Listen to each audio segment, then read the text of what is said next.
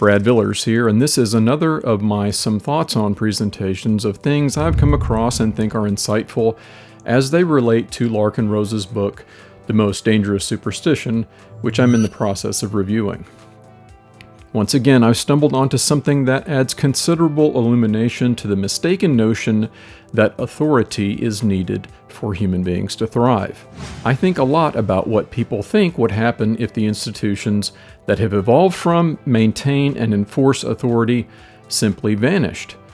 So what would the world look like, for example, if we woke up tomorrow morning and there was no law enforcement, no tax collectors, no legislators, and so on? Would things, as many people think, devolve into a maniacal, narcissistic, violence-fueled meltdown devoid of any civil order? Or would the overwhelming majority of people simply broaden the scope of what they do day in and day out, which is engage in cooperative interactions and moderation of their behavior with the goal of experiencing freedom and peace?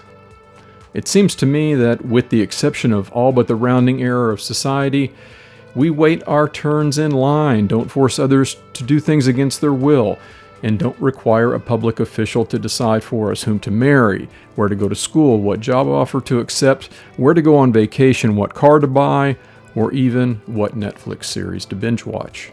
In pondering this, I recalled having heard the term spontaneous order from time to time, and I decided to do a little digging.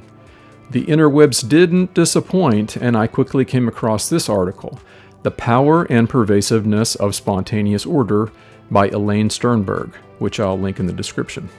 It's a very thoughtful piece, but despite its well-reasoned and articulate arguments, I was hoping for something a little harder hitting, or, to put it more directly given some of the comments I get on this channel, something that would be very hard to argue with. And then it appeared in the first example Sternberg offers of what she describes as genuine instances of the unintended coordination of intentional action.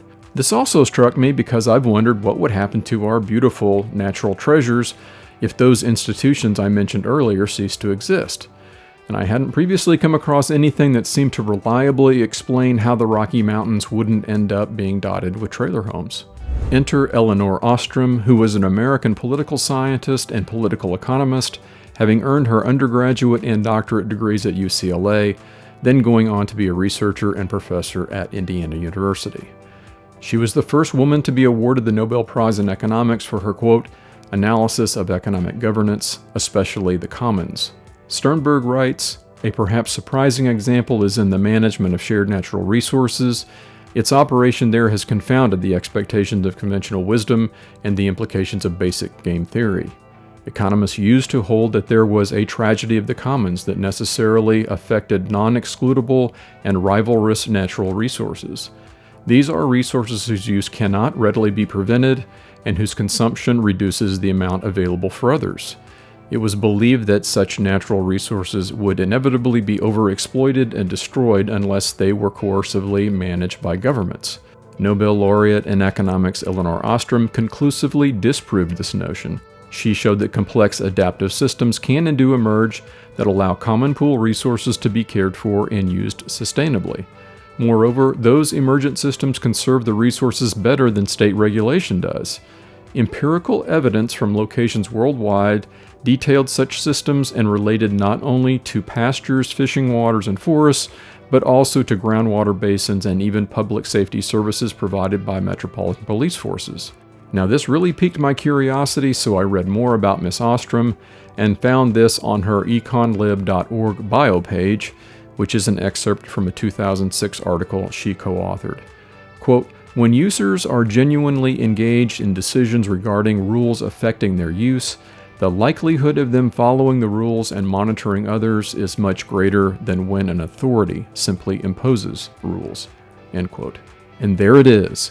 Further confirmation that when we accept responsibility for and actively participate in all the things that impact our lives, it changes our consciousness, our thoughts, emotions, and actions.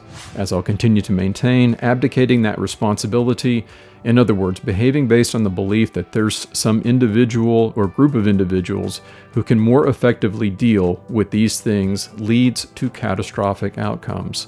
And notice what idea is completely debunked here. that without an overlord telling us what to do, things like natural resources would be threatened and destroyed because of the boogeyman of human nature. Nothing could be further from the truth.